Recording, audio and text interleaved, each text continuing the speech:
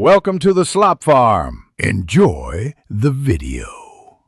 In this video, I will explain how to replace a radiator. First, gather your essential tools, including a wrench set, pliers, and a large drain pan. Always ensure your engine is completely cool before starting. For safety, disconnect the battery's negative terminal. Then, drain the old coolant from the radiator into your container. Expect about 3 gallons. This preparation ensures a smooth and safe replacement process.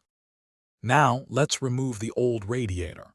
Begin by detaching both the upper and lower radiator hoses. If your vehicle has them, disconnect the transmission cooler lines next. Proceed to remove any fan shrouds and all mounting bolts that secure the radiator in place. With everything disconnected, carefully lift the old radiator straight up and out of the engine bay. Installing the new radiator is straightforward.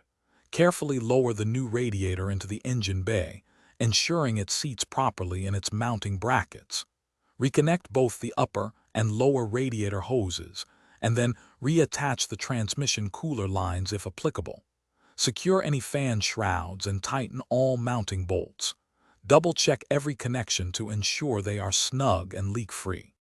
For the final steps, refill your cooling system with the correct type of coolant, typically around 3 to 4 gallons. It's crucial to bleed any trapped air from the system to ensure proper circulation. Reconnect the battery's negative terminal. Finally, start the engine, let it warm up, and carefully check for any leaks and confirm it maintains a normal operating temperature. Thanks for watching. Consider subscribing if we helped you today.